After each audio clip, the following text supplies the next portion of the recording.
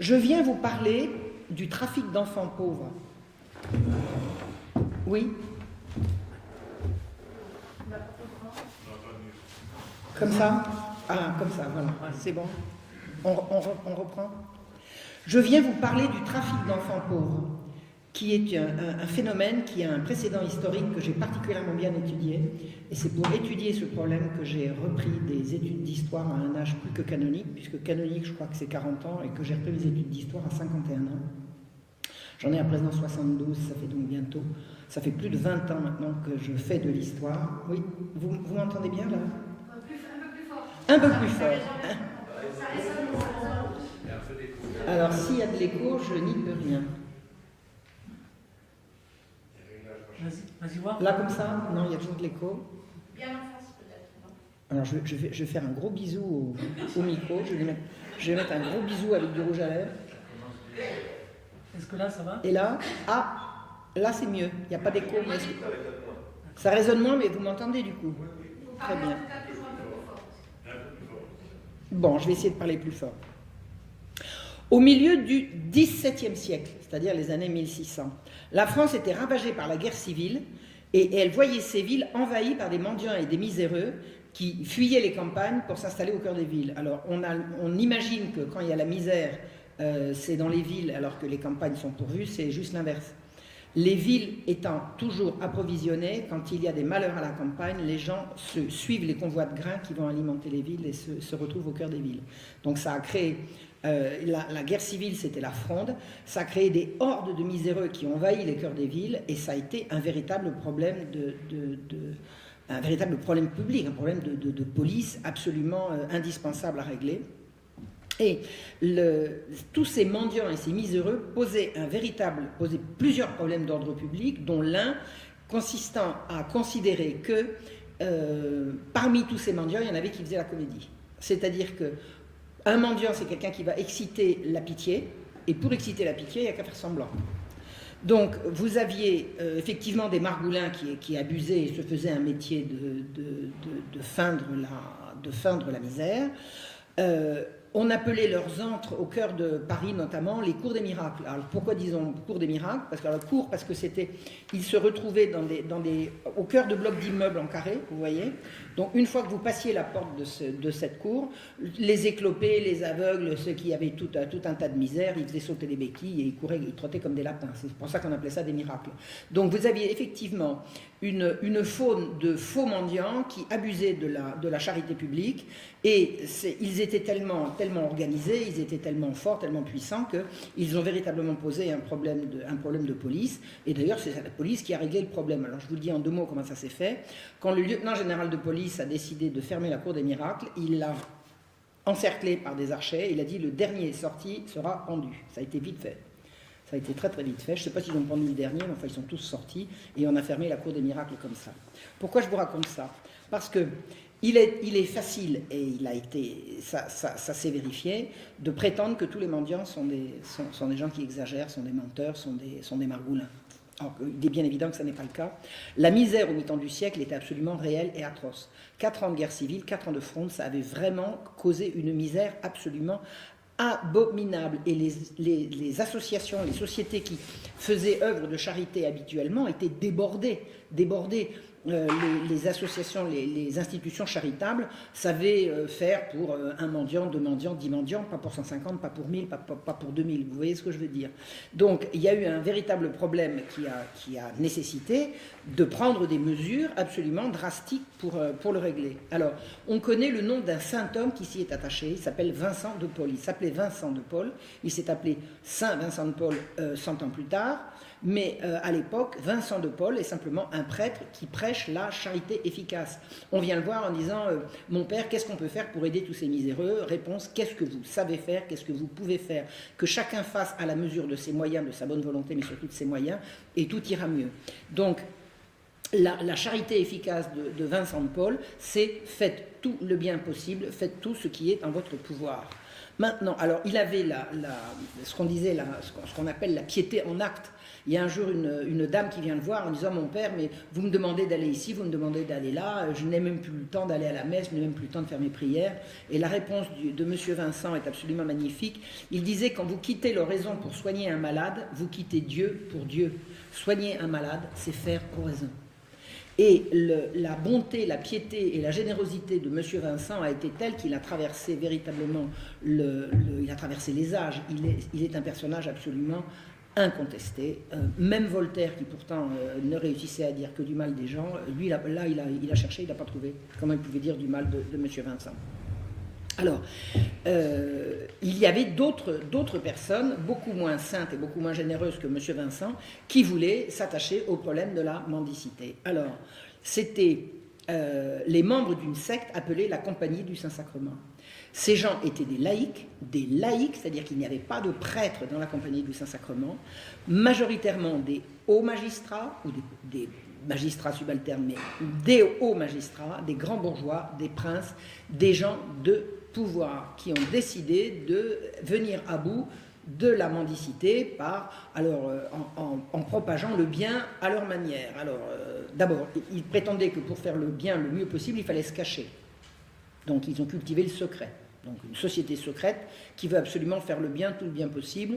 Si vous avez du bien à faire, pourquoi vous cachez-vous? On ne vous demande pas de sonner la trompette, mais au moins, pourquoi vous cachez? Or, c'est véritablement une société secrète qui a fonctionné sous l'appellation de Compagnie du Saint-Sacrement.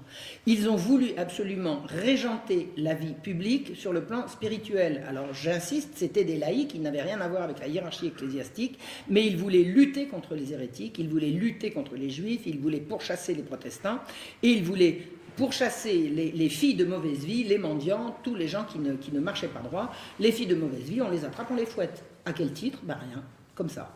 Parce que le bon Dieu le veut, et comment vous le savez? Il me l'a dit. Il me l'a dit dans le secret de mon intimité avec lui. Petit à petit, ils en sont venus à vouloir interdire les fêtes publiques. Ils ont voulu interdire le carnaval. Le carnaval, c'était une grande fête de réjouissance, assez transgressive, hein, parce qu'on s'amusait à singer les gens qu'on respectait habituellement. Ils ont dit: comment ça? Mais c'est péché, c'est horrible.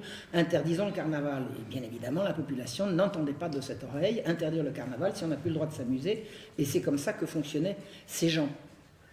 Et alors, de fil en aiguille, ils ont fini par s'offusquer qu'on secourt les mendiants, c'est-à-dire qu'on leur donne la charité, sans qu'ils se soient confessés avant. Alors, bis repetita, de quoi je me mêle? De quoi je me mêle? Si quelqu'un doit se mêler de savoir si quelqu'un a mérité l'absolution ou pas, c'est un prêtre, c'est pas un magistrat, c'est pas un bourgeois, c'est pas un marchand. De quoi se mêle-t-il? Et ils s'en mêlaient en permanence. Ils ont même prétendu obliger les médecins à ne soigner que les malades ayant été entendus en confession. Vous imaginez? Vous imaginez? C'était des bigots, des cagots, obsédés par le secret. C'était une secte. C'était une secte de gens extrêmement puissants, qui ont fait tout ce qui était en leur pouvoir pour obtenir la bénédiction de l'Église qui leur aura toujours refusé.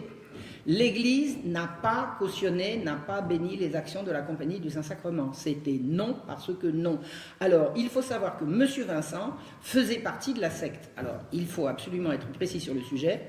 Quand les messieurs de la Compagnie sont allés voir M. Vincent en lui disant « Nous voulons créer une association qui fasse ceci, qui fasse cela », il a dit « Mais bien sûr, je me joins à vous. » Il n'y a jamais siégé. Il y a été inscrit, il n'y a jamais siégé.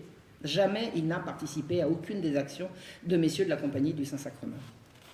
Alors, la position de messieurs de la Compagnie par rapport aux mendiants, c'est quoi? Un mendiant, c'est un fainéant. Ben oui, il n'a qu'à travailler. Pourquoi il ne travaille pas? Pourquoi il ne travaille pas? La terre manque de bras, et ceci et cela.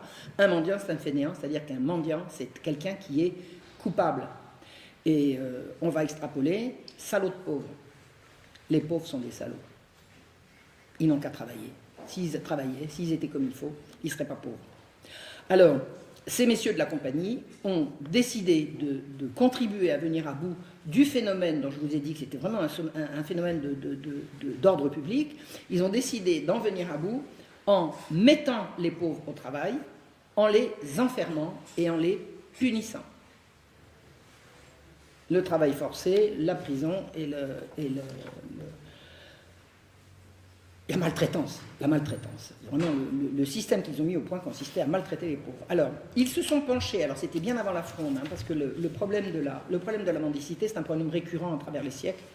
Ils se sont penchés pendant 9 ans, comme juristes, hein, sur la rédaction d'un projet qu'ils ont soumis au jeune Louis XIV en 1656. 1656, c'est la fin de la guerre civile, c'est la fin de la Fronde. Messieurs ont un projet tout prêt. Alors, messieurs, en général, quand je dis messieurs, c'est messieurs du Parlement. Il n'y avait pas que des juges. Le Parlement, c'est le tribunal. Hein. Le Parlement, c'est les juges. C'est pas du tout une assemblée comme on l'entend aujourd'hui. Le Parlement, c'était les juges. Donc, ils sont allés voir le roi en lui disant « Majesté, nous avons un projet qui va vous permettre de venir à bout du problème récurrent de la mendicité et des désordres publics touchant cette forme de pauvreté et cette forme d'activité visible absolument partout. Nous avons élaboré un projet de création d'un hôpital général. Ils y avaient travaillé pendant 9 ans. 9 ans, je ne sais pas si vous imaginez, ils ont absolument examiné tous les cas de figure et ils ont porté ça à Louis XIV, pardon, qui, tout jeune, il avait 18 ans, il a signé.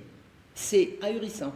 Quand vous savez l'autorité qu'avait Louis XIV et quand vous savez ce qu'a été les statuts de l'hôpital général, on est étonné. On est étonné que le roi ait pu signer une chose pareille. Il y a plusieurs explications. D'abord, c'est qu'il arrivait au pouvoir, puisque la guerre civile venait juste de s'arrêter, il avait d'autres chats à fouetter que de s'occuper des pauvres.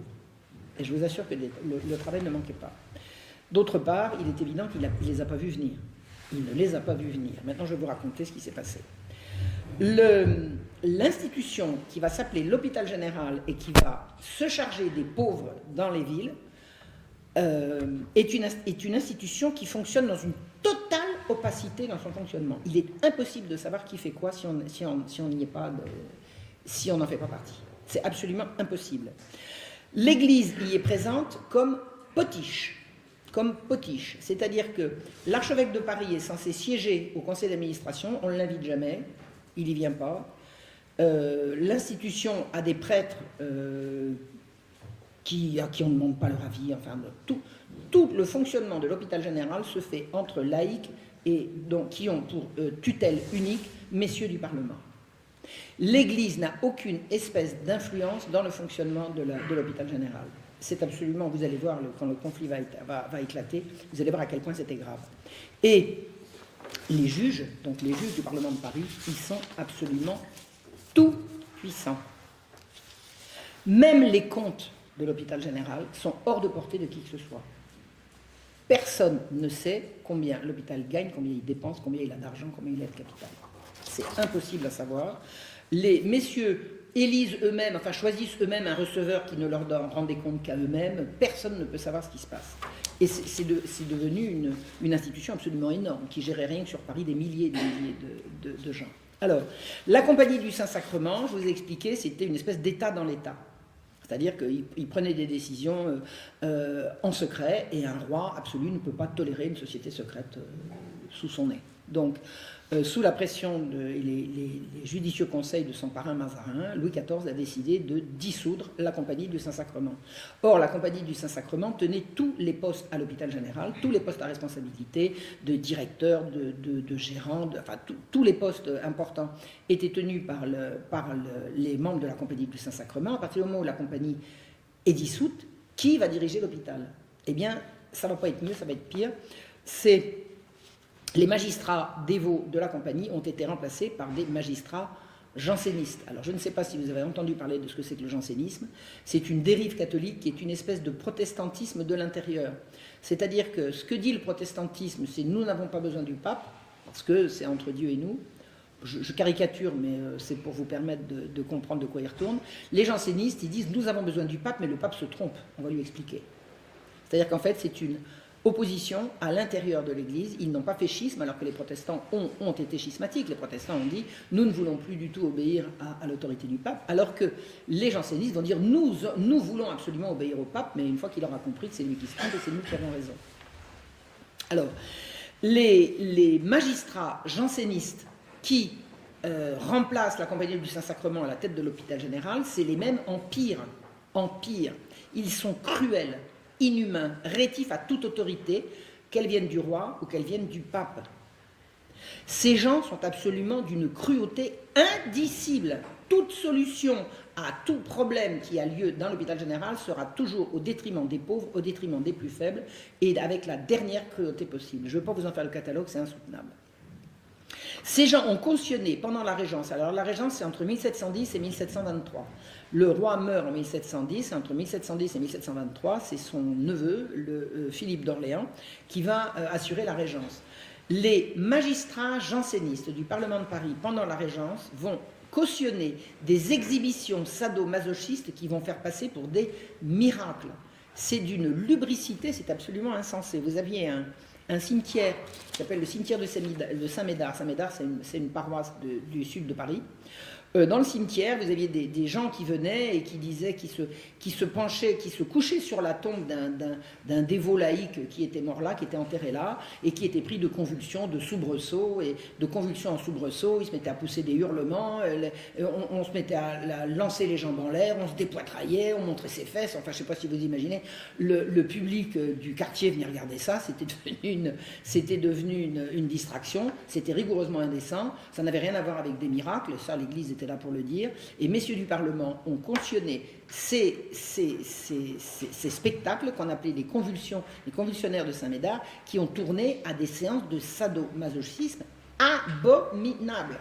Des tortures, des gens percés, brûlés, baxés, absolument atroces, absolument atroces. Et les magistrats qui tenaient l'hôpital général cautionnaient ces exhibitions absolument abominables. Ils les cautionnaient, ils disaient oui, il y a des miracles,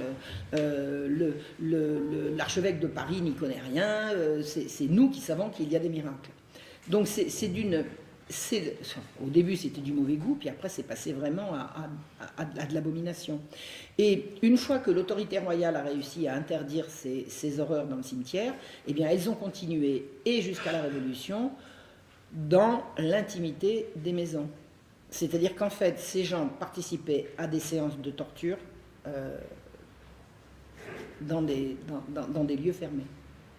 Et ils y venaient, ils s'y déplaçaient. Vous imaginez, vous voyez déjà la mentalité. C'est comme de regarder un film gore aujourd'hui, c'est du satanisme. Alors, c'est pas forcément du satanisme directement, mais ça y ressemble. Quand on fait venir une femme, on la déshabille et on la torture, excusez-moi, mais ça s'appelle comment ? Ça s'appelle comment ? Et ces gens-là entendaient régenter tout le monde, et c'est eux qui avaient autorité sur les pauvres. C'est eux qui avaient autorité sur les pauvres enfermés. Alors, les magistrats jansénistes ont été une opposition déchaînée à toute décision qui les dérangeait. Et ils tenaient le Parlement de Paris. Le Parlement de Paris était non seulement le premier tribunal du royaume, où ils rendaient la justice au nom du roi, mais c'était également là qu'ils enregistraient les décisions royales. Je m'explique. La loi émanait du roi. Si le roi prend une décision, la décision sera exécutoire quand les magistrats l'auront enregistrée, c'est-à-dire inscrite dans leur registre. Et quand les magistrats voulaient embêter le roi, ils disaient « Nous ne pouvons pas enregistrer votre décision comme ça, Majesté. » C'est de la résistance, c'est de la rébellion. Et ils n'avaient absolument aucun droit ni titre pour opérer cette rébellion, ça ne les a pas empêchés de le faire. D'autre part, leur opposition à l'Église était claire, le pape avait condamné le jansénisme comme une hérésie. Dans un pays catholique, vous ne pouvez pas professer une hérésie impunément. Ou alors vous n'êtes plus dans un pays catholique, ou vous voyez ce que je veux dire. Donc les magistrats ont refusé d'enregistrer, pareil comme ils faisaient pour les décisions royales, ils ont refusé d'enregistrer la décision du pape, la bulle qui s'appelait Unigenitus, qui condamnait le jansénisme. Donc le jansénisme a continué de pouvoir être professé parce que messieurs du Parlement refusaient d'enregistrer la bulle. Ni le roi très catholique, ni le clergé de France ne pouvaient tolérer ça. Et ça a été une guerre déclenchée pendant tout le règne de Louis XV, entre une magistrature rebelle et l'autorité habituelle, l'autorité légitime, qui était celle du roi et celle de l'Église. Celle du roi sur les affaires civiles et celle de l'Église sur les affaires religieuses. Alors l'hôpital général était entièrement sous la coupe de ces magistrats jansénistes. Et l'hôpital général, rien que sur Paris, renfermait des milliers d'hommes, de femmes et d'enfants, tous séparés les uns des autres dès l'instant où ils entraient dans l'institution. On rafle une famille de mendiants, le père, la mère, les enfants, le père va aller ici, la mère va aller là et les enfants dans un troisième lieu. Et ils ne les reverront pas, parce qu'ils sont enfermés. C'est comme ça. Donc, soumis à la tutelle absolument sadique d'un encadrement noceurs, hypocrites et à l'abri de toute poursuite. Alors la caractéristique des jansénistes, c'est de dire le plaisir est suspect, il faut se mortifier, faites ce que je dis mais faites pas ce que je fais, le plaisir est suspect, mais ils faisaient des javas à l'hôpital général. Je ne vous donne pas les détails, mais c'est facile à comprendre, c'était d'une hypocrisie insigne. Donc ils prêchaient la rigueur morale pour les autres, et eux, ils faisaient la fête. Alors en plus de ça, ils étaient à l'abri absolument de toute poursuite. Pourquoi? Parce qu'ils étaient juges. Alors à qui allez-vous vous plaindre de juge? Aux juges? Essayez de voir. L'hôpital général, il y a un mot qui peut le définir. Alors c'est un mot anachronique par rapport à l'époque, mais qu'on peut parfaitement utiliser aujourd'hui. Je ne sais pas pourquoi on ne pourrait pas. Ça s'appelle concentrationnaire. C'est un camp de concentration, c'est-à-dire c'est un lieu fermé, à ciel ouvert, d'où il est extrêmement difficile de s'extraire et où la loi qui s'applique, c'est celle du plus fort. Et le plus fort, c'est l'encadrement.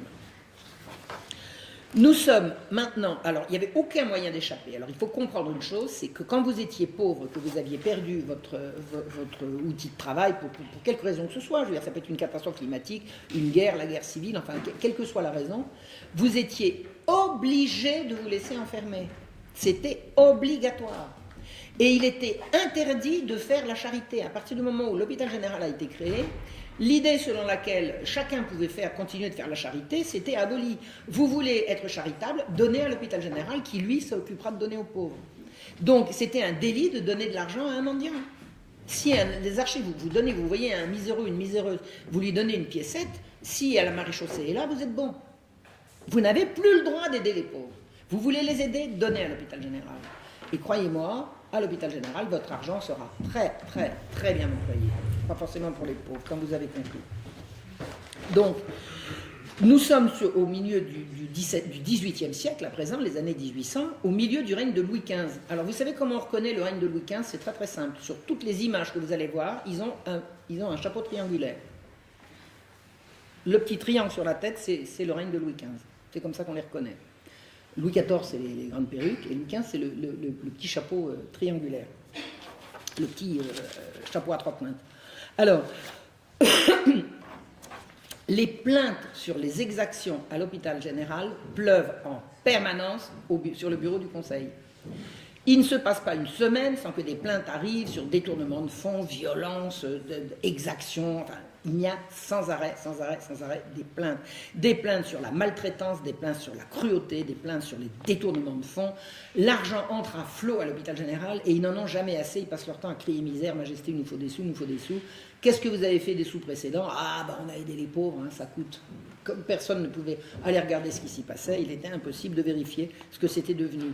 Les conditions de vie sont absolument effroyables, des conditions d'hygiène. Il paraît qu'il y avait des endroits qui puaient tellement que les gens qui habitaient là, c'est-à-dire l'encadrement, ils ont déménagé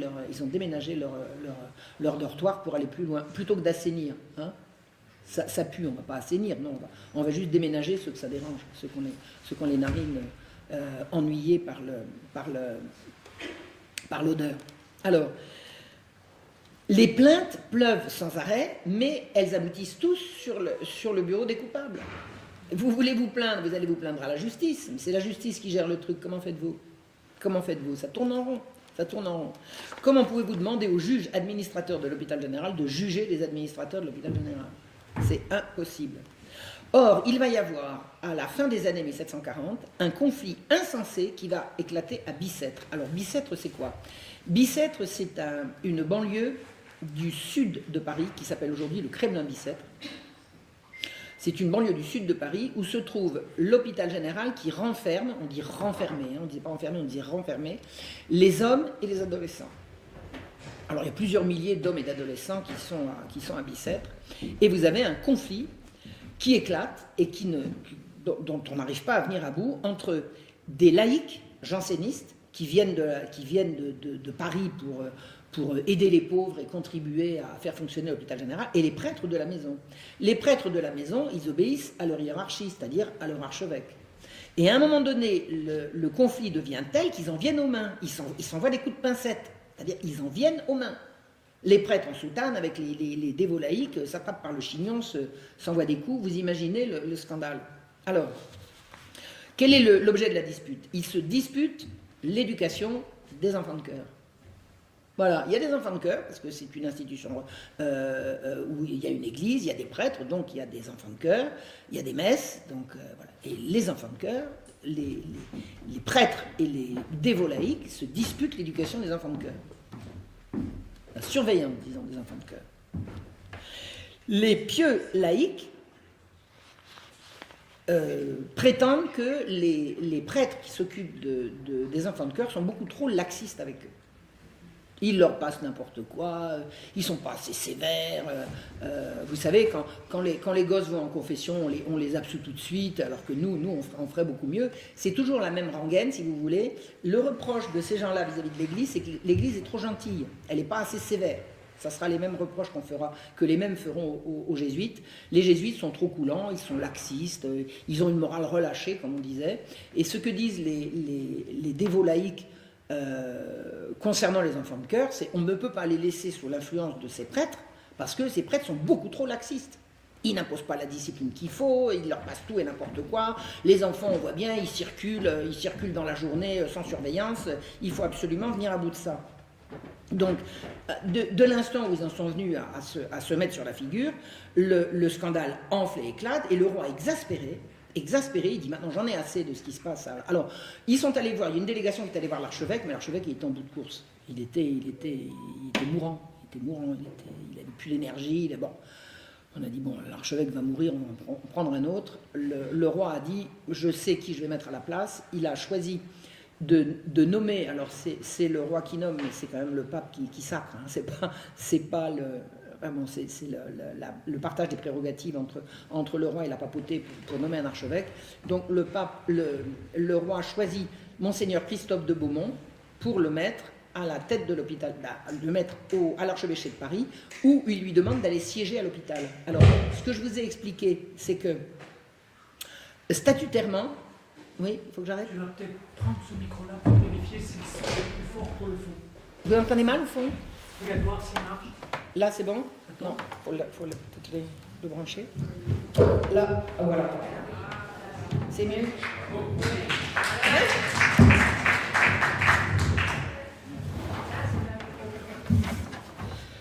Je me suis arrêtée au milieu d'une phrase, c'était laquelle, vous vous souvenez? Tu la reprends en entier. Il faut que je retrouve laquelle? Christophe de Beaumont. Oui, mais Le roi venait de nommer. le roi, voilà. L'archevêque, statutairement, siégeait à l'hôpital, mais n'y siégeait pas dans les fêtes. Or, le roi dit à Christophe de Beaumont... Alors, il y a une chose intéressante. Quand le roi a appelé Christophe de Beaumont en lui disant « vous veux comme archevêque de Paris, vous allez siéger à l'hôpital général », Christophe de Beaumont a plongé devant le roi en disant « Majesté, je vous supplie de m'épargner ça ». Et le roi a dit « C'est un ordre ». Bien, Majesté. Il n'avait pas du tout envie. Je ne sais pas ce qu'il savait, mais il a compris que c'était l'enfer. C'était l'enfer. Aller siéger à l'hôpital général en même temps que ces messieurs du Parlement, l'archevêque a véritablement pressenti ce qui allait se passer. Je ne pense pas qu'il ait imaginé que ça puisse aller si loin, mais il a pressenti ce qui allait se passer. Donc, ce que dit le roi, c'est « Vous allez aller à l'hôpital général, vous allez me dire ce qui s'y passe, et vous allez rétablir l'ordre. Vous avez ma mission, il était missionné par le roi. » Alors, qu'est-ce qui se passe au moment où le Monseigneur de Beaumont arrive à l'hôpital général? Tout s'arrête. L'encadrement déménage, ils prennent leurs petites affaires et disent on s'en va. On ne veut pas être sous la coupe de ce type-là. Attendez, c'est votre archevêque? Non. Non. Alors on s'en va. Et puis la supérieure s'en va. La supérieure était supérieure de la Salpêtrière, et la supérieure de la Salpêtrière était également supérieure des deux autres établissements, de Bicêtre et de la Pitié. Alors la Pitié, je vous ai expliqué, le Bicêtre c'est les adolescents et les hommes, la Salpêtrière c'est les femmes depuis petite fille jusqu'à vieillarde, et la Pitié, les jeunes enfants. Il y avait un truc spécial pour les petits garçons. Pourquoi? Je ne sais pas. Et la Pitié c'était à Paris, à l'emplacement actuel de la mosquée de Paris. La mosquée de Paris a été construite sur un terrain qui a été récupéré au moment quand on a démoli l'hôpital de la Pitié. Donc, la supérieure de l'hôpital général sur Paris, qui siégeait à la Salpêtrière. Elle dit « Je ne veux pas siéger avec ce monsieur », et elle s'en va. Et elle s'en va avec toute sa clique, toutes ses officières. On les appelait les sœurs. Ce n'étaient pas du tout des religieuses, mais on les appelait les sœurs. Donc il y a eu beaucoup de confusion dans pas mal de choses qui ont été écrites sur l'hôpital général. Des gens disaient que les religieuses ceci, les religieuses cela. Il n'y avait aucune religieuse à l'hôpital général. Celles qu'on appelle les sœurs étaient des officières. Incidemment, si vous parlez l'anglais ou l'allemand, vous savez que dans ces deux langues, une infirmière est appelée une sœur. Hein, on dit Schwester ou Sister. Donc, à l'époque, ce n'étaient pas des infirmières, c'était les officières, on les appelait les sœurs. Donc, l'officière, la supérieure, déménage mais elle s'en va, alors elle emporte la caisse, hein, faites plus confiance, et elle s'en va avec ses copines en disant « On ne veut plus siéger sous l'autorité de Monseigneur de Beaumont ». Monseigneur de Beaumont dit « On va élire une nouvelle supérieure ». L'archevêque a réussi, par un coup d'autorité assez bien ficelé, à faire élire à la tête de l'hôpital général une amie à lui, une veuve, tout à fait comme il faut, enfin, une dame qui avait tout à fait à la fois l'autorité et la moralité, enfin c'était une amie à lui, elle s'appelait Madame de Moisan, et le jour de l'élection de Madame de Moisan, tout se met en grève. Tout se met en grève. L'hôpital général s'arrête et le Parlement décide de ne plus s'occuper de l'hôpital général. C'est-à-dire que tout part à volo. Le Parlement lui-même, le roi va essayer de rétablir l'ordre, le Parlement va se mettre en grève. C'est-à-dire qu'il n'y aura plus de justice. Les juges vont refuser de juger, les procureurs et les conseillers de statuer. Enfin, c'est complètement fou. Le Parlement, la justice s'est arrêtée parce que le roi a imposé un archevêque qui a imposé une nouvelle supérieure. Non, mais attendez, c'est pas un peu bizarre ça? Il s'agit d'une institution charitable là. Mais qu'est-ce qui s'y passe pour déclencher une bronca pareille? Tous les habituels donateurs de l'hôpital, vous avez des gens qui régulièrement donnaient de l'argent à l'hôpital, ils ont dit nous faisons la grève des donations aussi longtemps que cet archevêque siège. Mais il avait fait quoi l'archevêque? Il venait d'arriver. Il n'avait pas encore ni fait ses preuves, ni rien du tout. C'était un homme d'une charité absolument insondable. C'était un des grands prélats du siècle. Il y a trois évêques, dont un archevêque, trois évêques dont j'ai étudié le curriculum et qui m'ont ébaubi d'admiration. C'est Monseigneur de la Motte qui a lutté contre la peste à Marseille en 1720, Monseigneur de Beaumont qui a tenu vraiment tête lors de cette bronca, et Monseigneur de la Motte dans le nord de la France, et qui a été indûment incriminé par des salopards qui n'y connaissent rien dans l'affaire du chevalier de la Barre. Le chevalier de la Barre, on a dit que le chevalier de la Barre avait été condamné parce que Monseigneur de la Motte avait réclamé les derniers supplices, alors que Monseigneur de la Motte est la personne qui, jusqu'à la dernière extrémité, a essayé de le sauver. Voilà. Donc, parmi ces trois prélats, Monseigneur Christophe de Beaumont est vraiment une personnalité tout à fait d'exception, un homme d'une grande sainteté, d'un grand caractère. Et on comprend qu'il est plongé au pied du roi en lui disant « Majesté, surtout ne faites pas ça ».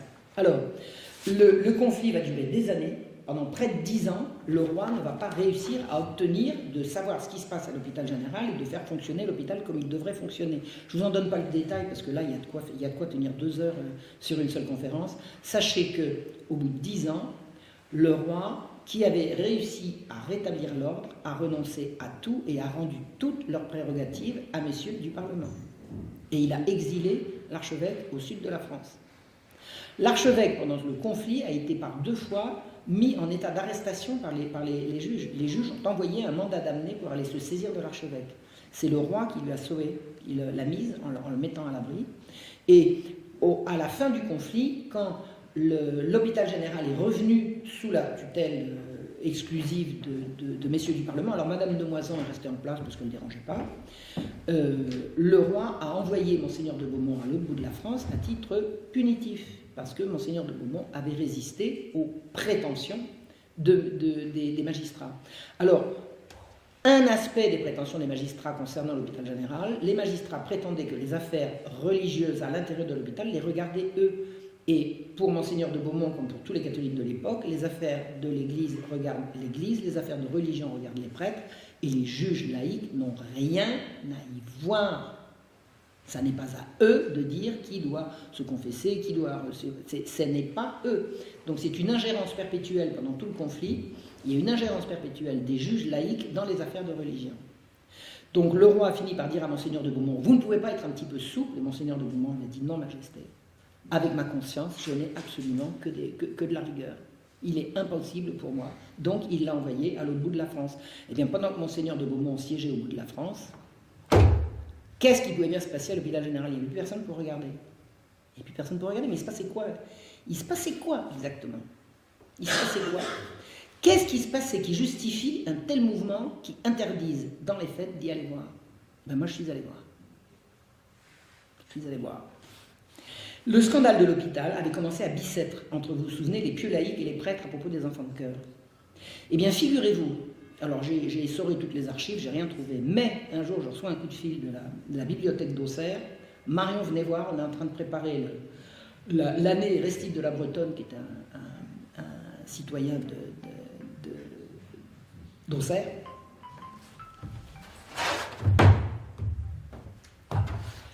Venez voir ce qu'on a trouvé. Je suis allé voir, et qu'est-ce que j'apprends? Que Nicolas Restif de la Bretonne, quand il était petit, qu'il avait 11 ans, il était enfant de cœur à Bicêtre. Donc il a tout vécu de l'intérieur. Il y était, avant, pendant et après. Et qu'est-ce qu'on apprend? Que le petit groupe de laïcs protégés par messieurs du Parlement était pédéraste. Ah, et là, il vous donne des détails. Il vous donne des détails. Restif de la Bretonne affirme que même les officières se faisaient rendre des services sexuels par les gamins. Actif et passif. Et lui, Restif, Nicolas Restif, raconte enfin, il ne donne pas les détails, parce que les gens sont beaucoup plus pudiques à cette époque-là qu'on ne l'est aujourd'hui, mais on comprend. Il couchait avec la supérieure, et tous les enfants de cœur se faisaient sodomiser par les pieux laïcs. Eh bien, les prêtres, ils n'étaient pas d'accord. Eh oui, ils n'étaient pas d'accord, c'est comme ça que... Alors évidemment, ça ne s'est pas vu tout de suite, hein, il a fallu comprendre. Donc, que faisaient ces pieux laïcs? Pourquoi est-ce qu'ils parlaient de confession? Pourquoi est-ce qu'ils parlaient de confession? En quoi ils se mêlent de confession? Mais vous pensez bien que les enfants, s'ils vont se confesser aux prêtres de la maison, ils vont bien raconter ce qu'ils ont fait. Donc l'idée, ça consistait à dire, les prêtres sont beaucoup trop laxistes dans leur pénitence, il faut absolument trouver d'autres prêtres pour les entendre en confession. Ben, on a bouclé la boucle. Hein. Il y avait un trafic pédocriminel à Bicêtre. C'est clair et net, c'est comme ça que ça s'appelle. Et c'est ça le début du drame. L'archevêque a envoyé quelqu'un il dit, maintenant vous allez à la Bicêtre, vous allez prendre tous les enfants de cœur et vous allez vous les entendre en confession. Donc il est arrivé, les gosses, alors ils étaient tous encadrés par leur dévot laïque, hein, il n'a jamais réussi à se trouver 5 minutes avec les enfants sans leur encadrement. Il leur a dit, je veux au confessionnal, je vous attends. Mais il a attendu. Tous les gosses sont partis. On les a fait sortir. Et on ne les a jamais entendus en confession. Alors ce que raconte l'inénarrable Voltaire de cet épisode, il dit que c'était le fanatisme anti-janséniste de l'archevêque qui avait créé ces problèmes, parce que vous comprenez, l'archevêque il pouvait pas supporter que l'encadrement n'ait pas renoncé à leur jansénisme. Alors, Voltaire, il estimait que le jansénisme c'était de la carabistouille, mais il estimait qu'un peu de tolérance aurait dû permettre à l'archevêque de le laisser couler. Oui, il dit pas ce qu'il y avait derrière. Alors soit parce qu'il ne le savait pas, soit parce que de toute façon il n'a pas cherché.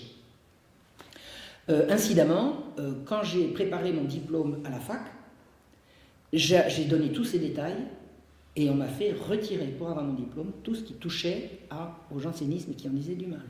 Et puis c'était ça ou pas de diplôme. Hein. À bon entendeur, salut. On ne touche pas aux jansénistes. Et s'il y a pédocriminalité, on ne va surtout pas le leur imputer. Alors en fait, qu'est-ce qui a déclenché la bronca des juges? C'était la révélation ou non d'affaires de mœurs touchant des enfants de 11 ans. Eh bien, le secret est bien gardé, parce que Nicolas Restif de la Bretonne, c'est un auteur qui a été extrêmement lu, et personne n'y a rien vu. Alors il a fallu se débattre. Attendez, je suis la seule à savoir lire? Il y a encore des gens qui couvrent, hein, même en histoire. Donc tout le monde s'entend pour le cacher. Alors je vous dis, à la fac, c'est clair et net, hein, vous virez ça. J'ai gardé un mot manuscrit de ma prof qui me dit « Les jansénistes étaient persécutés à l'hôpital, point d'exclamation ». Je lui prouve le contraire, mais elle, à bon entendeur. Or, il se trouve que ça, c'est rien par rapport au reste. Vous voulez que je vous raconte la suite? Ben oui, je suis venu pour ça. Je vais vous expliquer ce que j'ai trouvé à l'hôpital. Alors, à Paris, il y avait 4 établissements à Paris. 5. 1, 2, 3, 5. Je sais pas compter. Vous aviez la couche du Parvis. La couche, c'est l'institution pour les tout petits. Donc, la couche du Parvis, le Parvis, c'est le Parvis de Notre-Dame. C'est là que vous venez d'accoucher et vous êtes sûr que de ne pas pouvoir aider votre petit parce que trop de misère, vous allez le déposer à la couche du Parvis. Là, vous avez des âmes charitables qui prennent l'enfant, qui le langent et qui vont lui trouver une nourrice. Alors, qu'est-ce que c'est qu'une nourrice? C'est une femme qui vient d'avoir un bébé et qui se fait 4 sous une fois qu'elle a terminé de nourrir le sien pour nourrir un deuxième. C'est comme ça que ça se fait. Alors, elle sera payée, ça va lui arrondir éventuellement ses fins de mois. Et comme il y a beaucoup de bébés qui naissent, il y a beaucoup de femmes enceintes qui peuvent vendre leur lait. Donc, c'est le système qui est mis au point, c'est la couche du Parvis. Et les enfants restent à la couche du Parvis tant qu'ils sont à la mamelle. Ensuite, vous avez la couche de Saint-Antoine. Alors, Saint-Antoine, c'est une rue qui mène de la Bastille à l'extrémité est de Paris. Au milieu de cette rue, vous avez la couche pour les enfants qui reviennent de nourrice, qui reviennent de la mamelle et qui vont y rester pendant 3-4 ans. Et ensuite, les petits garçons vont aller à la Pitié et les petites filles vont aller à la Salpêtrière. Donc, la couche du Parvis, la couche de Saint-Antoine, la Pitié, la Salpêtrière et Bicêtre à partir de 11 ans. Alors, Bicêtre ne va pas concerner la couche de Saint-Antoine parce que les enfants qui sortent de Saint-Antoine vont aller soit à la Pitié, si c'est des garçons, soit à la Salpêtrière, si ce sont des filles. Donc la Pitié est bien un réservoir de petits garçons. Pourquoi? Alors là, je ne sais pas. Je ne sais pas comment ça s'est décidé, en tout cas ça s'est décidé comme ça. Alors, ces enfants, qui sont des milliers, ne sont pas orphelins. Ils sont pauvres. Ils sont pauvres. Comment on sait qu'ils ne sont pas orphelins? Parce que quand ils sont orphelins, c'est marqué. Un orphelin, c'est quelqu'un qui a été répertorié, qui a été enregistré comme orphelin. Donc, ils ne sont pas forcément non plus abandonnés, parce que quand ils sont abandonnés, il y a encore un autre statut. Enfants abandonnés. Les enfants abandonnés, c'est pas dur. Les parents n'abandonnent pas leurs enfants à la poubelle. Ils font en sorte qu'ils puissent être ramassés par des gens charitables dont c'est la fonction. Donc un enfant abandonné, c'est un enfant abandonné. Un enfant orphelin, c'est un enfant orphelin. Et la majorité des enfants qui se retrouvent dans ce circuit ne sont ni l'un ni l'autre. Ce sont donc des enfants pauvres, des enfants de pauvres. Des enfants de pauvres. C'est-à-dire que leurs parents ont été mis à l'hôpital pour appliquer la nouvelle politique de renfermement des pauvres, et on leur a enlevé leurs enfants. Je pense qu'il y a des gens ici à qui ça doit parler. Tous ces enfants qui ont encore un père quelque part, une mère quelque part, ils ont un tuteur exclusif, c'est l'encadrement de l'hôpital général. Et ça, c'est noir sur blanc dans les statuts. J'ai essoré le code de l'hôpital général. Dès que vous êtes pauvre, vous perdez votre droit parental sur vos enfants. Et le droit parental n'existe pas à l'époque, c'est l'autorité paternelle. Un père cesse d'être un père dès qu'il est tombé dans le gouffre de malheur et d'abomination qu'est l'hôpital général. Donc, tous ces enfants qui rentrent dans l'institution ont pour tuteur exclusif messieurs du Parlement. C'est-à-dire que la pauvreté prive les parents de leur autorité et de leurs enfants. Des mères qui ont pu confier leur enfant provisoirement à l'institution se verront refuser de le reprendre quand la situation sera améliorée. Parce qu'évidemment, ça ne se dit pas comme ça. Regardez la charité qu'on fait, on permet de sauver des enfants qui sont abandonnés. Mais une mère qui abandonne son enfant, elle ne l'abandonne pas forcément parce que c'est une femme de mauvaise vie. Et j'ai lu, parce que c'est disponible aux archives, et que vraiment j'ai tellement travaillé des semaines et des semaines aux archives, enfin je peux vous raconter que, bref, je sais de quoi je parle.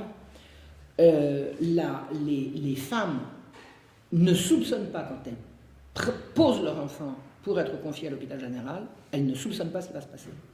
Il y en a beaucoup qui disent « je le reprendrai quand ça ira mieux, je vous le confie, prenez-en bien soin, il s'appelle Pierre, Paul, Jean-Jacques ou Marie-Claude ou Annette ou ce que vous voulez, il est ou elle est baptisé, c'est la misère qui me pousse à l'abandonner, je le reprendrai dès que ça ira mieux. Et jamais ils peuvent les reprendre, jamais. On ne leur laisse pas. » Il y en a une, un jour, elle est allée retrouver sa fille, elle a essayé de récupérer sa fille, elle s'est battue, paraît-il, pendant des mois pour essayer de la récupérer, elle n'a jamais réussi. On lui a présenté la note. Attendez. Mais c'est l'argent de qui? C'est l'argent de la charité? C'est de l'argent public? Elle a dit, mais vous savez, votre enfant, ça... Attendez, c'est fou, quoi. De toute façon, elle ne l'a pas récupéré. Elle ne l'a pas récupéré. Alors, ce qui frappe quand on regarde alors vous avez des registres d'entrée et de sortie de la salpêtrière et c'est là-dessus que j'ai travaillé. C'est un peu pénible surtout. C'est sur ces registres que j'ai travaillé. Et on constate, la première chose qu'on peut constater, c'est que la mortalité de ces enfants est effroyable. C'est effroyable. Comment peuvent-ils mourir dans de telles conditions alors que l'institution est là pour les faire vivre, pour en prendre soin? Mais surtout, il y a une chose qui m'est apparue, dont je n'avais jamais entendu avant, c'est que des tas d'enfants qui sont rentrés à l'hôpital en sortent sans destination. Attendez, toutes les institutions qui s'occupaient précédemment d'enfants en souffrance ont été absorbées par l'hôpital. Donc on ne peut pas dire qu'on va sortir les enfants de l'hôpital pour les mettre ailleurs, il n'y a plus d'ailleurs. Il n'y a plus aucun ailleurs. Donc un enfant qui rentre à l'hôpital est censé y grandir ou y mourir, mais pas en sortir. Or ils sortent sans arrêt. Alors si, il y a ceux qui sortent qui vont à l'Hôtel-Dieu, parce que l'Hôtel-Dieu c'est l'hôpital au sens contemporain du terme. L'Hôtel-Dieu c'est là où vous allez quand vous êtes malade. Mais ils vont à l'Hôtel-Dieu puis ils reviennent. Partis à l'Hôtel-Dieu le 3, revenus à l'Hôtel-Dieu le 15 ou le 7, enfin, tout est consigné dans le registre, tout est consigné. Et tous ces enfants qui sortent et qui ne reviennent pas, ils sont allés où? Mais ils sont allés, il n'y a plus d'ailleurs. Il y en a qui s'en vont et qui reviennent. Mais ils étaient où? Puis ils repartent. Puis ils reviennent. Mais à quel titre? Ça, c'est pas marqué. Tout est consigné, mais pas ça. J'ai vu un truc qui m'a fait dresser les cheveux sur la tête. Un petit garçon de 6 ans était venu d'Auxerre. Alors, j'ai étudié Auxerre, parce que c'est à côté de chez moi. Et il est sorti 4 jours après son arrivée, seul. Alors, on l'amène d'Auxerre, hein, il a pris une péniche, il est rentré, on l'inscrit, il rentre, et 4 jours après, il sort. Pour où? On ne sait pas. On ne sait pas. Et vous savez quelle est la caractéristique de ce petit garçon? Il est muet, imbécile et paralytique. Il est censé aller où? Alors, muet et imbécile, j'ai ma traduction. Ce pauvre gosse devait simplement être sourd. Et un gosse sourd dont on ne s'est jamais occupé, il peut passer pour imbécile, tout simplement. En tout cas, il était handicapé et handicapé moteur. Il ne tenait pas debout. On peut savoir où il est allé, qu'est-ce qu'ils en ont fait. Mais vous pouvez imaginer le pire. Je ne vois pas ce qu'à part le pire, on peut imaginer dans un cas pareil. Les passages de la couche à la salpêtrière sont encore plus insensés. Alors je vous ai expliqué, la couche de Saint-Antoine, c'est les enfants qui, revenus de la mamelle, vont passer quelques années en attendant d'être dispatchés entre la Pitié et la salpêtrière. Il y a 1 kilomètre entre la couche de Saint-Antoine et la salpêtrière. Je l'ai fait en un quart d'heure à pied. Ça, je peux autant vous dire, moi j'ai tout vérifié. Il faut passer la Seine quand même. Une fois que vous avez fait vos 10 minutes de marche à pied pour atteindre la Seine, mais là il y a un bac. Et le bac, il appartient à la salpêtrière, donc il est toujours disponible pour l'hôpital général. Donc en une demi-heure, c'est plié. Vous sortez de la couche de Saint-Antoine avec une dizaine de gosses dans un carrosse, une demi-heure après, ils sont arrivés à destination. À destination pour celles qui vont à la salpêtrière et 1 kilomètre de plus pour aller à la Pitié. Donc en 1 heure, c'est plié. D'accord? Eh bien, figurez-vous que pour parcourir ce 1 ou 2 kilomètres, 30% des enfants qui sortent n'arrivent pas à destination. 30% de chute. Ils sont tombés dans l'eau, quoi. C'est quoi ça? Attendez, j'ai mieux. 60% arrivent à destination 1 ou 2 jours plus tard. Et, tenez-vous bien, j'ai cru au début, j'ai dit je me suis trompé. Non, ils arrivent 2 jours plus tard dans les 2 destinations. C'est-à-dire que les petites filles parties le lundi vont arriver le mercredi, les petits garçons partis le lundi vont arriver également le mercredi dans un autre lieu. Donc c'est pas un préposé qui s'est trompé. On peut savoir où ils ont passé 1 ou 2 nuits. On ne peut pas savoir. On peut juste imaginer. Eh bien, leur mortalité à la suite de ce transfert est atroce. La moitié d'entre eux seront morts dans les 3 mois. Ils ont 6 ans, 7 ans, ils ont survécu à l'abandon, ils ont survécu à tout, et 3 mois après, ils sont morts. Mais ils sont morts de quoi? Qu'est-ce qu'on leur a fait? Moi, j'ai trouvé encore pire. Écoutez bien. Ceux qui sont restés à la couche de Saint-Antoine.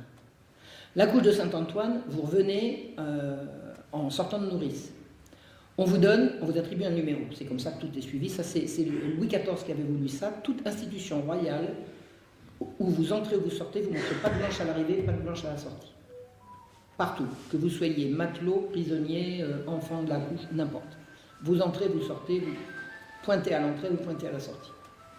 Donc j'ai étudié tous ces contrats, et tous ces registres, et les petits-enfants qui arrivent de la couche du parvis, qui reviennent de nourrice, on leur attribue un matricule, avec un numéro d'ordre, une date, etc., etc. Compte tenu du nombre d'enfants qui entrent chaque année, et ça c'est vérifiable dans les registres, compte tenu du nombre de contrats d'apprentissage qui ont été signés dans le quartier. Vous avez Saint-Antoine, c'est un quartier d'artisans, on peut très bien imaginer que les gosses, ils vont se trouver un patron qui va les prendre en apprentissage, et puis ils vont quitter la couche comme ça. Compte tenu du nombre de décès, parce qu'il y a un registre des décès, on sait qu'il y a un petit cimetière, donc il y a 200 enfants qui ne sont ni en apprentissage, ni décédés, ni transférés, qui sont rentrés et qui disparaissent. 200 par an. 2000 sur 10 ans. Que sont devenus ces gosses?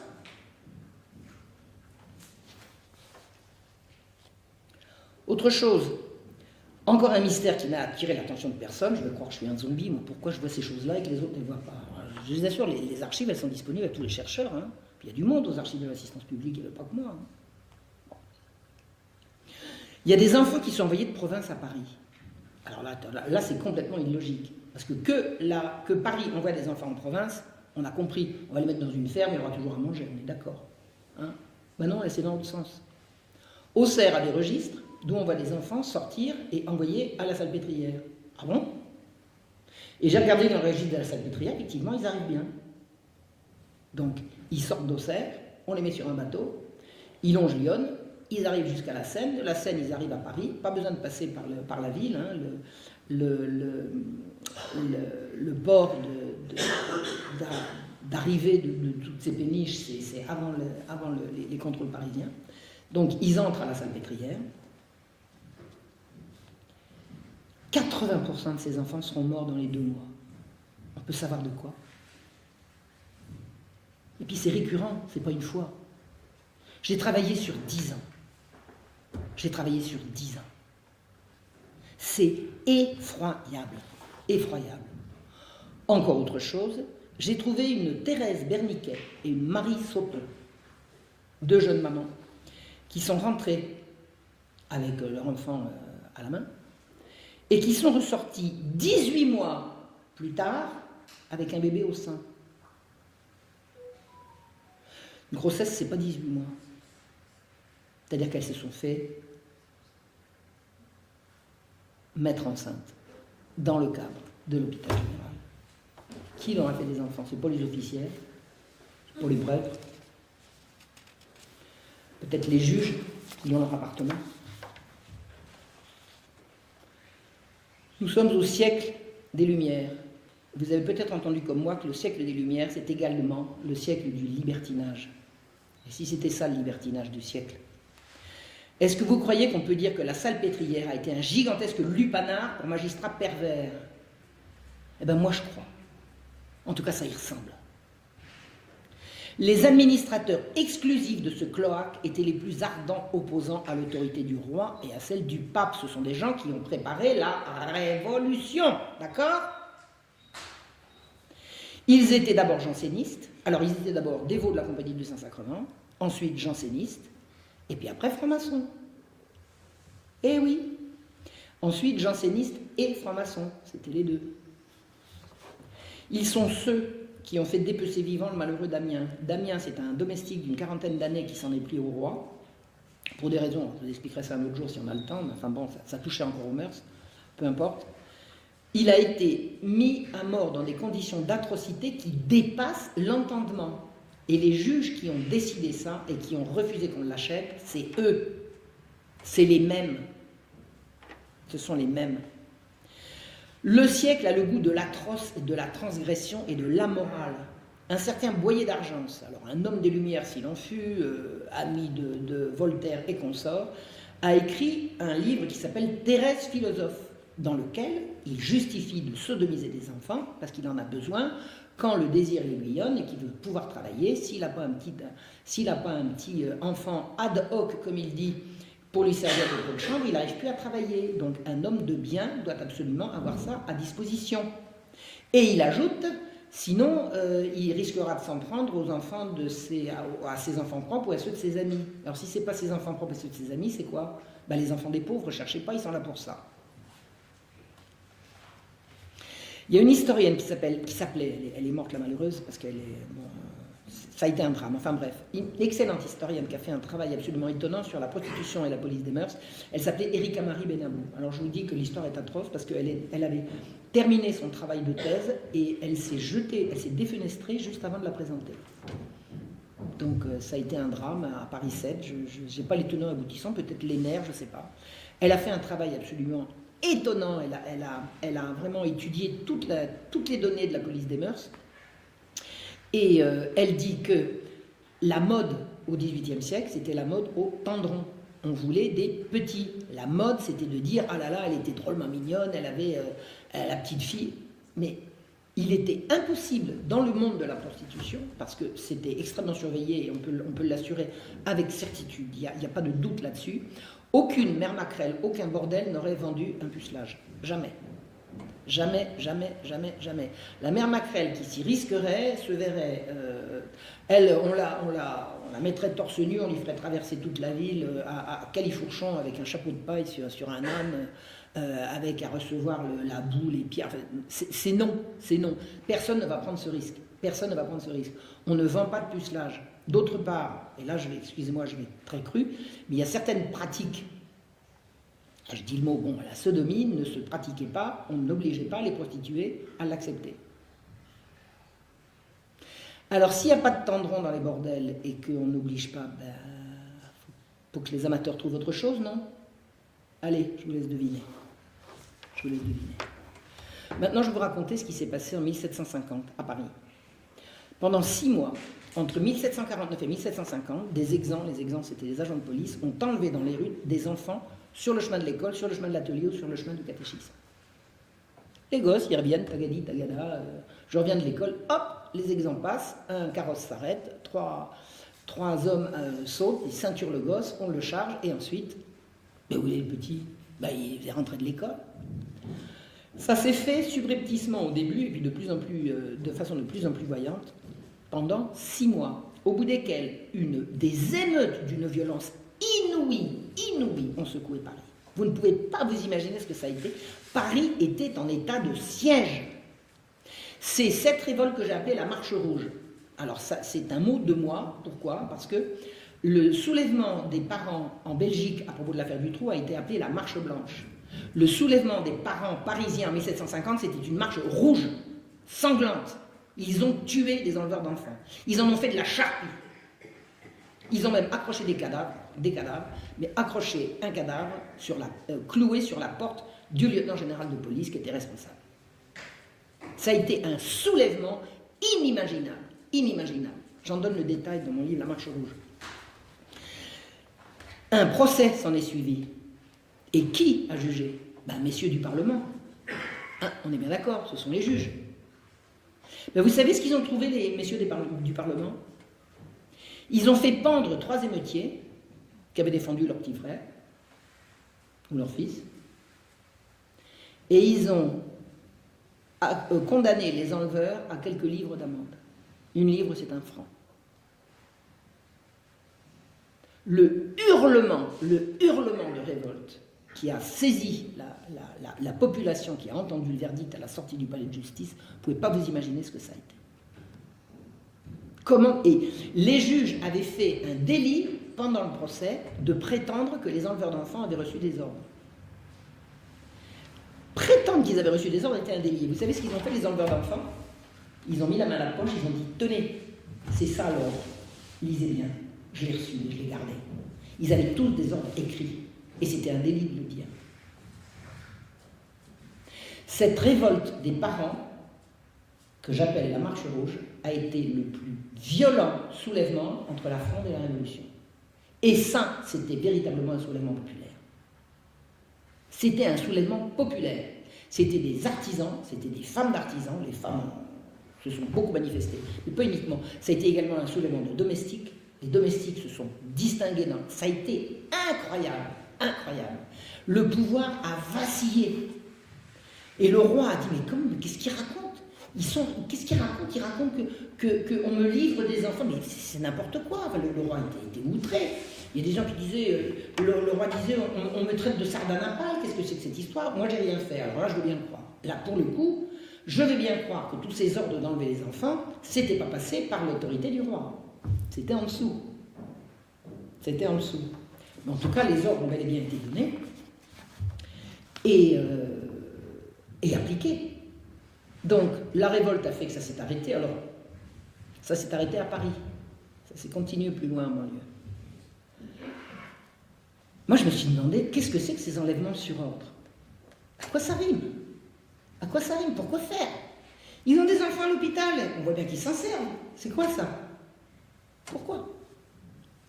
Alors, je suis allé voir aux archives, je suis allé voir dans les registres, je dis, est-ce qu'il y avait, avec l'arrivée de l'archevêque est arrivé en 1749, avec l'arrivée de l'archevêque, est-ce qu'ils ont arrêté de faire sortir des enfants? Ben non, le même nombre d'enfants sortaient, donc ces arrestations d'enfants au milieu de la rue, qui a duré 6 mois, est indépendant des enfants qu'on sortait de l'hôpital général.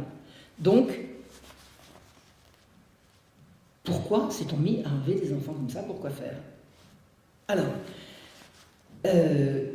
il est possible, simple hypothèse, que l'administration de l'hôpital général a pu craindre que les enlèvements ne s'arrêteraient avec l'arrivée de l'archevêque. Donc, ils ont pris les devants. Mais ce n'est pas une bonne hypothèse. Figurez-vous que ces enlèvements sont à mettre en parallèle avec une campagne qui tend à vouloir supprimer l'esclavage des nègres. Vous savez, c'est la période esclavage des nègres, la traite triangulaire. On va supprimer l'esclavage des nègres qu'on va remplacer par des enfants des hôpitaux. Ah ben c'est pas bête ça. Hein? Au lieu d'aller chercher des nègres en Afrique, où on les paye quand même. D'abord, il faut armer des bateaux, il faut les payer, il faut les transporter. Il n'y a qu'à se servir des enfants des hôpitaux, ils sont là. Et alors? Hein? Pas bête. Le souci, c'est que... Alors, ce gars s'appelait Pierron Chamousset. Il est présenté par la Bibliothèque nationale, la BNF, comme un philanthrope. C'est pas génial? Et vous savez ce qu'il voulait faire avec les nègres qu'on aurait remplacés par les enfants? Il voulait qu'on les revende. Quoi, il les aurait libérés? On va revendre les nègres et on va les remplacer par les enfants des hôpitaux. Pas bête, hein? C'est un grand philanthrope. Alors Voltaire lui tresse des couronnes, évidemment. D'ailleurs, à mon avis, la BNF a copié sur Voltaire. Le souci, c'est que Chamousset a publié en 1756, alors que ça, ces enlèvements d'enfants, c'est 1750. Quoique, c'est pas parce qu'il a publié en 1756 que le projet n'était pas... On est en plein siècle des Lumières. Les Lumières, c'est à ce moment-là. 1749, 50, 51, 52, tout ça, c'est les Lumières, ça bat son plein. Hein. Ce sont les philosophes qui disent on va tout renverser, on va renverser les anciennes valeurs, ça va être le siècle de la raison. Ce sont ces gens qui veulent supprimer l'esclavage des nègres et qui vont les remplacer par les enfants des hôpitaux. Donc il est vraiment possible que ces enfants aient été enlevés pour ça, même si le texte de Pierron Chamousset est arrivé après. Alors, autre information que j'ai trouvée dans mes lectures, en mai 1750, au plus fort des émeutes, l'avocat Barbier. Barbier, c'est un mémorialiste qui a écrit depuis la Régence jusqu'à milieu des années 1760. Toute la Régence et le siècle de Louis XV, jour après jour, sous la plume de Barbier, c'est passionnant. C'est un type très intelligent, très sympa, comme il faut. Vraiment, c'est absolument passionnant à lire. Il écrit en mai « On m'a dit avoir reçu une lettre de Marseille par un particulier il y a plus de 15 jours, à qui un homme mande. Mandez-moi si on sait à Paris ce qu'on veut faire de tous les enfants qui arrivent. On en a amené plus de 2000 et on en attend encore. » À Marseille? Mais Marseille, c'est les ports vers la Méditerranée. Mais c'est quoi ce trafic? Mais c'est du trafic d'esclaves. C'est du trafic d'esclaves. Alors on a arrêté de les prendre à Paris, mais on n'a pas arrêté de les prendre en province. Et là, on a au moins une destination qui est sûre.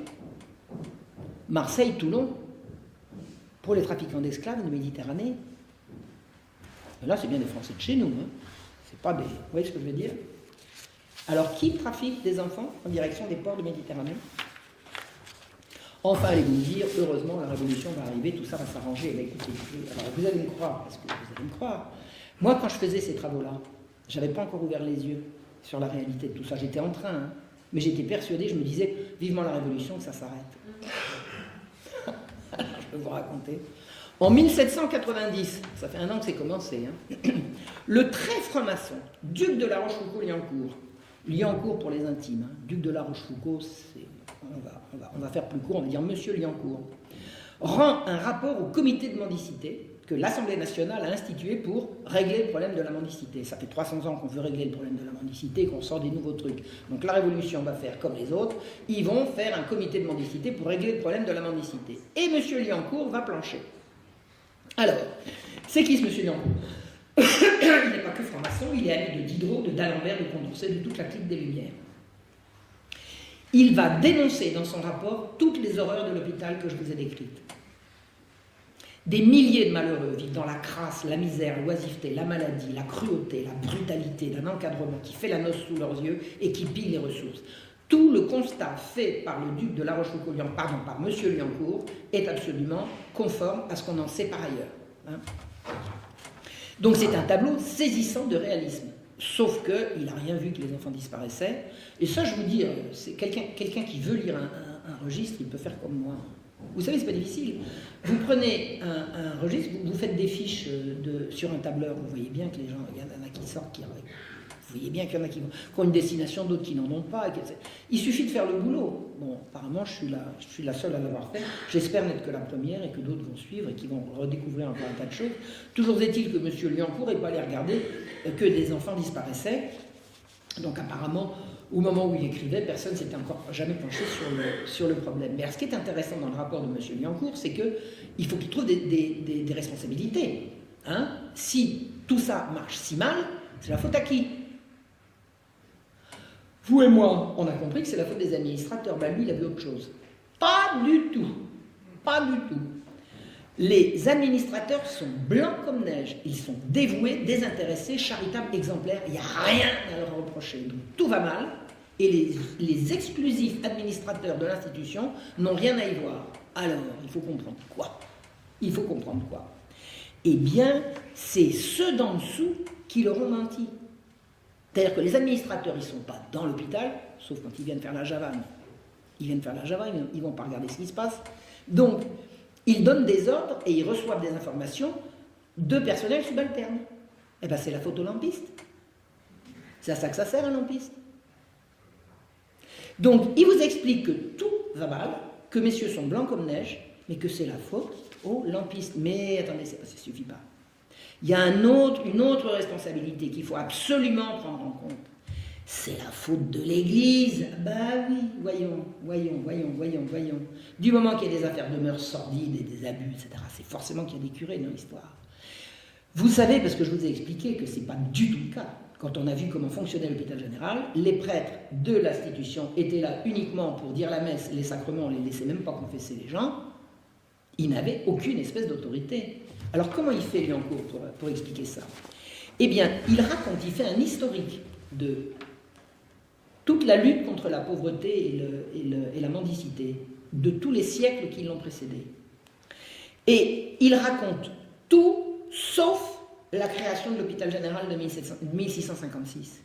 C'est-à-dire que dans les anciennes institutions, jusqu'en 1656, c'était l'Église qui s'occupait des pauvres. Et il ne mentionne pas la décision qui a supprimé le droit, cette possibilité à l'Église. C'est-à-dire que s'il fait l'impasse sur ce qui se passe en 1656, il raconte que l'Église dirigeait, il ne s'est rien passé, donc elle continue de diriger. Donc c'est de sa faute. C'est pas beau ça. C'est pas beau ça. Eh bien, figurez-vous que Diderot a fait pareil dans l'encyclopédie. Diderot, dans toutes les entrées de l'encyclopédie, alors maintenant, bon, au début, quand j'ai commencé à travailler, l'encyclopédie, il fallait que j'aille la chercher en bibliothèque. Alors c'est un machin qui est gros comme ça, je m'entendais pour tourner les pages. On ne fait pas comme un... Bon, c'est extrêmement compliqué. Donc, tourner les pages de l'encyclopédie, pour savoir ce qui se passait à l'hôpital général, il faut chercher dans l'encyclopédie mendicité, enfance abandonnée, pauvreté, population, vous voyez, des entrées comme ça. Maintenant, il y a Internet, alors bing, vous appuyez sur un bouton, puis tout dégringole. Et j'ai cherché, j'ai essoré toute l'encyclopédie pour voir ce que Diderot pouvait raconter de l'hôpital général. Il n'en parle pas, l'hôpital général, le mot hôpital général n'y existe pas. Il n'y existe pas. Il n'y a pas d'hôpital général dans toute l'encyclopédie. Mais mieux, en 1656, il ne s'est rien passé. Rien. Il n'y a pas référence à la création de l'hôpital général en 1656. L'encyclopédie, c'est le dictionnaire du siècle. Alors écoutez, on va faire un dictionnaire du XXe siècle, d'accord? Vous et moi. On va tous plancher et chacun va y aller de son article. Et puis quand on va arriver à santé, on va oublier de mentionner la sécurité sociale. Bah quoi? Ça revient à ça. Et l'encyclopédie avait la prétention d'être un dictionnaire de tous les savoirs du moment. C'était ça sa prétention. Donc Liancourt face au comité de mendicité, face à l'Assemblée nationale, bon, et Diderot dans l'encyclopédie une vingtaine d'années avant, n'ont pas mentionné l'institution qui a ébranlé le trône. Le roi, à un moment donné, a failli perdre sa couronne. Il n'était plus obéi nulle part. Et c'est pas des couvertures d'exactions pédophiles, ça, ou alors j'ai mal compris. Il y a un jour quelqu'un qui me dit, vous prouvez rien. Je dis, mais d'accord, ok, d'accord. Maintenant, expliquez-moi vos hypothèses sur la disparition de tous ces enfants. Et je vous écoute. Je vous écoute. Si c'est moi qui ai l'esprit mal tourné, expliquez-moi ce que ça peut être. Parce que, jusqu'à ce que je lise ce qu'a écrit Restif de la Bretonne, j'avais des doutes. Quand j'ai lu Restif, j'ai eu une certitude. J'ai cessé d'avoir des doutes. Je suppose que vous êtes comme moi, enfin j'imagine. Donc, Liancourt a menti, il a complètement couvert les administrateurs. Donc, ce qui s'est passé n'a jamais été dénoncé. Mais puisque ça n'a jamais été dénoncé, pourquoi ça serait-il arrêté? L'hôpital général, c'est devenu l'assistance publique, qui est devenu la zéro. Il n'y a jamais eu de rupture. À l'origine, la Compagnie du Saint-Sacrement, les jansénistes, et depuis les francs-maçons, ils y sont encore. Ils y sont encore. Ils n'ont pas bougé.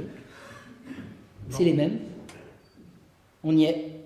Alors, les historiens qui se sont occupés de ça n'ont rien vu ou rien voulu voir. Je ne comprends pas. Je ne comprends pas. Je ne comprends pas. Il y avait un jeune homme qui préparait une thèse pendant que j'étais à l'assistance publique, aux archives de l'assistance publique. Moi, je regardais les registres de la Salpêtrière et regardais ceux de Bicêtre. Il avait les mêmes registres, il ne voyait pas ce que je voyais. Lui, il cherchait l'origine géographique des gens. Alors celui-là, il y a plus de Bretons que des... Moi, je cherchais ce que devenaient les enfants. Lui, vous voyez, c'est... Je sais pas. Je comprends pas. Je comprends pas que je sois toute seule à avoir trouvé ça. Non. Faut qu'il y en ait une. Fallait commencer. Alors, tous les historiens qui se sont penchés sur le sujet n'ont rien vu, ou alors s'ils ont vu, ils se sont... Et alors, ils ont tous couvert l'inexplicable reculade du roi Louis XV. Je vous ai expliqué, après 10 ans de bagarre, ils gagnent et ils rendent toutes leurs prérogatives aux magistrats. Est-ce que vous croyez que le fait que le roi couchait avec des petites filles, ça puisse être un début d'explication à la chose? Parce que je vous l'apprends peut-être, mais en tout cas la chose est certaine, c'est que son odieuse maîtresse, Madame de Pompadour, il l'avait infectée, elle ne pouvait plus officier, comme on dit. Et comme elle ne voulait pas qu'une rivale vienne prendre sa place, avec son coquin de frère, elle a arrangé de mettre des petites filles dans le lit du roi. Alors, petite fille, à l'époque, on disait petite fille jusqu'à 15 ans. Mais à l'époque, contrairement à ce qu'on croit, les filles étaient pubères à 15 ans révolus. Avant, les filles, elles avaient leurs règles à 9 ans. Non, à 15 ou à 16. C'est-à-dire qu'à 14 ans, on était encore une petite fille. Et c'était comme ça qu'on disait. Et la Pompadour, pour pouvoir garder son ascendant sur le roi, a organisé, avec l'aide de son coquin de frère, de mettre des filles hors d'âge dans son lit. Donc le roi était sujet à un chantage à la révélation de ce qui le liait dans le crime à messieurs du Parlement. Ma phrase de conclusion. Rien n'a fondamentalement changé depuis la création de l'hôpital général en 1656 et aujourd'hui. Des notables tyrannisent les pauvres en leur enlevant leurs enfants au nom de leur morale. Et il est impossible d'aller voir ce qui se passe derrière. Je crois que vous m'avez entendu. Je vous remercie. Merci Marion.